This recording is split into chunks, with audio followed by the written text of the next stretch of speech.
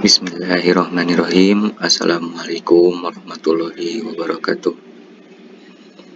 Di sini saya akan menjelaskan modul 5 ya, untuk pengukuran medan magnet karena kumparan berarus listrik. Jadi adapun tujuan dari praktikum ini adalah untuk mengukur besar medan magnet karena induksi pada kumparan berarus listrik menggunakan simulasi ya. Jadi nanti saya kirim yang tujuan yang sudah direvisinya. Jadi menggunakan simulasi magnetometer dengan arus yang berbeda gitu. Ini atas bawah sama saja. Ini teori dasar, mungkin antum semua sudah pelajari mungkin ya. Soalnya kan di tugas pendahuluan gitu. Ini disuruh menurunkan rumus 5.1 yang mengenai induksi magnet di sekitar penghantar lurus berarus. Ini sebenarnya di kawat ya, kawat lurus gitu, nanti diturunkan rumusnya dari situ. Terus ini juga induksi magnetik pada sumbu solenoid, berarti ada kumparan gitu kan. Ada kawat tapi di kumparan, dibentuk ini muter-muter kayak gini. Ya, jadi langsung saja ya, dari dasar teorinya kita langsung ke metode percobaan. Nah, di sini untuk metode percobaan, untuk metode percobaan, di sini kan prosedurnya kita diharuskan untuk download dan install aplikasi Java. Tapi kemarin saya mencari cara yang lebih mudah gitu kan, karena takutnya ada yang tidak tahu cara install aplikasi Java-nya.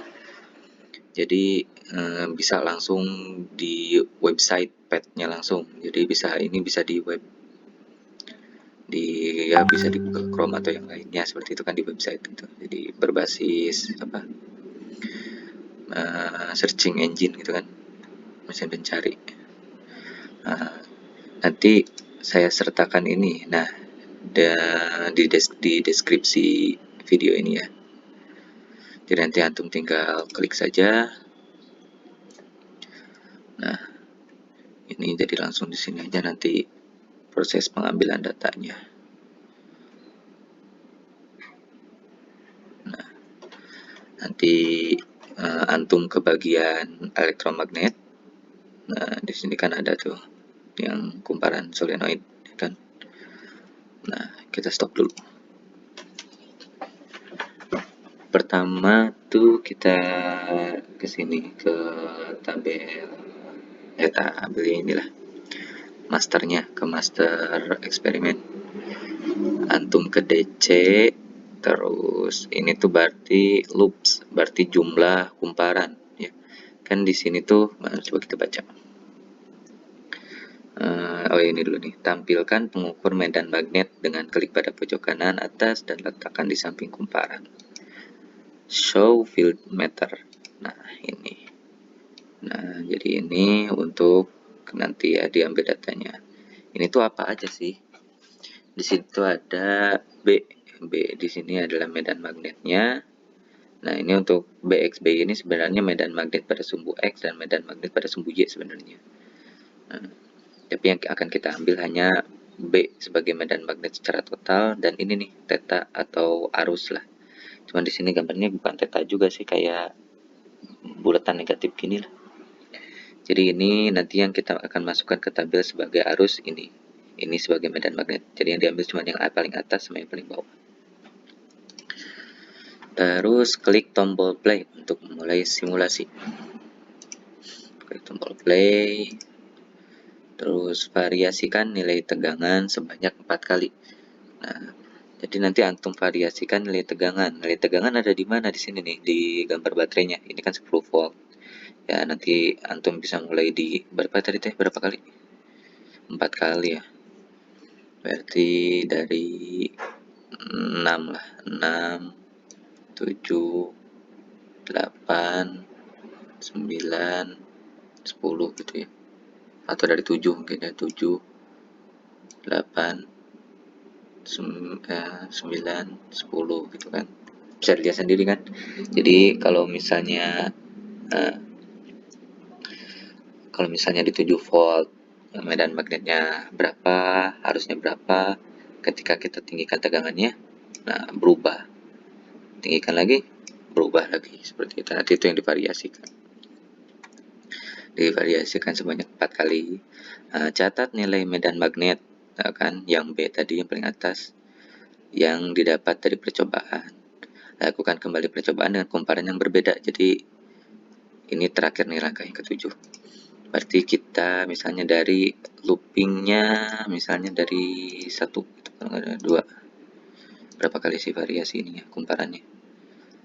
Di sini ada 1, 2, 3, 4, 5, ada 5 tabel. Di sini ada berapa? 1, 2, 3, 4. Ya, dari 1 juga. Jadi ada 4 kumparan ya, atau mulai dari 1. Berarti tadi teh ke ini ya. Nah, pada arus 7 kumparan ke 1, nah nanti ditulis gitu kan. Nah, adapun ininya ya. Nah, ini udah beres kan untuk metodenya, prosedur percobaan. Nanti kita bahas tugas akhir.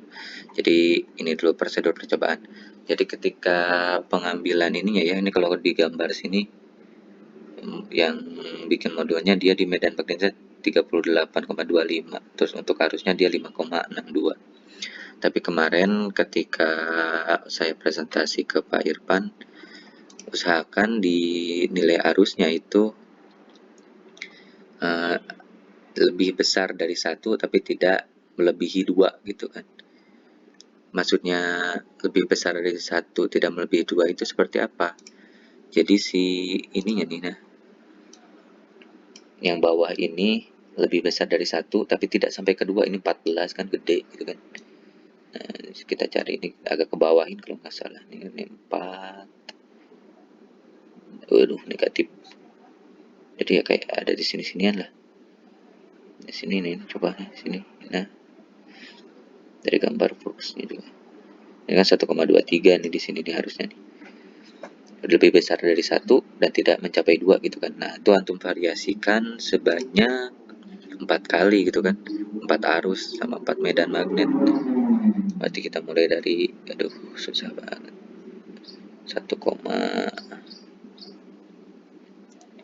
wow, sudah jauhin berarti ya. Bidang X-nya ini bikin gede. 2 lagi. Nah, 1.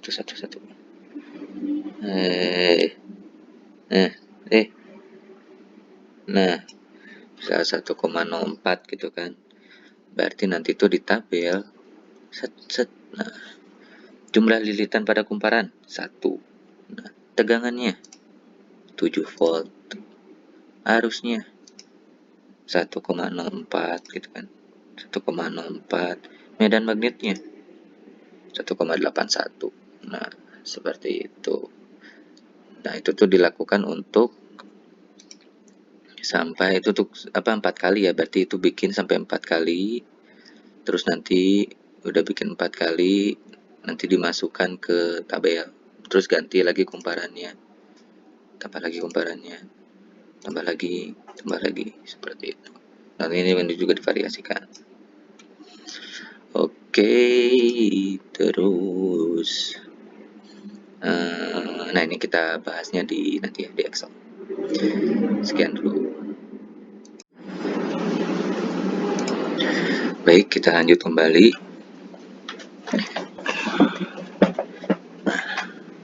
Di sini saya punya contoh data untuk modul 7 ini ya. Kita langsung ke tugas akhir. Buatlah grafik hubungan antara nomor 1 ya, buatlah grafik hubungan antara arus dan medan magnet untuk jumlah kumparan solenoid yang berbeda. Di sini kita garis bawahi grafik hubungan, berarti kita membuat grafik sumbu X sumbu Y, yang dimana sumbu X-nya antara arus berarti harusnya di X, dan medan magnet berarti sumbu Y-nya di medan magnet untuk jumlah kumparan solenoid yang berbeda. Nah, berarti ini ya kan, ini udah grafik antara antara arus dan medan magnet untuk kumparan 1, kumparan 2, kumparan 3, dan kumparan 4 dengan variasi 4 kali ini tegangan ya. 2, 3, 4, 5 kalau di sini. Seperti itu.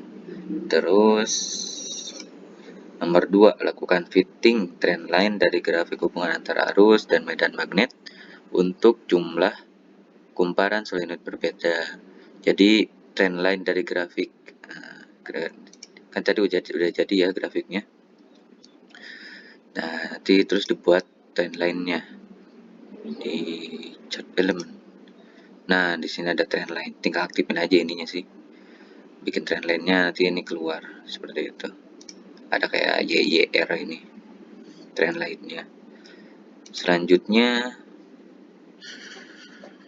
nomor 3, dengan hasil tersebut cari hubungan arus jumlah kumparan terhadap medan magnet yang dihasilkan oleh kumparan solenoid tersebut.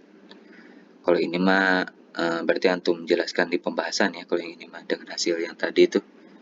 Nah, jadi hubungan antara arus sama jumlah kumparan itu apa gitu. Jumlah kumparan terhadap medan magnet. Nomor 4, dengan menggunakan hasil pengukuran tersebut, carilah nilai konstanta mu0 atau konstanta ruang vakum ya. Itu antum cari dengan kebersamaan mana nih teh? Nah, yang ini pada gambar di atas kita dapat menentukan kutub utara jika arus mengalir pada kawat solenoid, maka induksi medan magnet solenoid kumparan panjang berlaku B sama dengan mu0 IN. Nah, yang 5.2. Kalau misalnya B-nya kita di kedua ruas kita beri mu0 misalnya ya. Yang B jadi di ruas kiri jadi ada mu0, di ruas kanan mu0 jadi hilang. Terus B-nya kita bagi dengan B, di ruas kanan juga B bagi dengan B. Nanti jadinya mu0 sama dengan mu0 sama dengan I itu arus dikali dengan N atau jumlah kumparan dibagi dengan B medan magnet. Nah, itu nanti ketahuan mu0-nya seperti itu. Selanjutnya mana? Hitunglah nilai medan magnetik kumparan yang digunakan secara teoretik. Nah, itu berarti antum pakai yang persamaan teoretik itu mana? Nah, ini kan cari medan magnet ya. Nilai medan magnetik B. Berarti pakai 5.3. Yang B sama dengan mu0 IN per 2. Kan mu0-nya udah ketahuan kan barusan di soal nomor 4. Jadi antum B sama dengan mu0-nya udah ketahuan, I-nya udah ketahuan, N-nya udah ketahuan, tinggal dibagi 2. Seperti itu. Yaps. Mungkin sekian. Ya, ini bisa dilihat ya, harusnya itu I-nya lebih besar dari 1, tidak lebih besar dari 2. Jadi antara 1,14, 21, 32, 47. Kalau bisa yang konstan-konstan saja ya. Jadi ini kayak ini kan konstan. Jadi caranya tuh kayak antum bikin dulu satu kumparan, terus nanti tambah kumparannya aja dulu. Nanti bisa dimasukin data-datanya seperti itu. Jadi grafiknya bagus nih, lurus kayak gini. Ya. Nanti antum absen di bawah di komentar untuk absen. Mungkin sekian dulu dari saya. Jika ada yang ditanyakan boleh lewat WhatsApp. Terima kasih. Wassalamualaikum warahmatullahi wabarakatuh.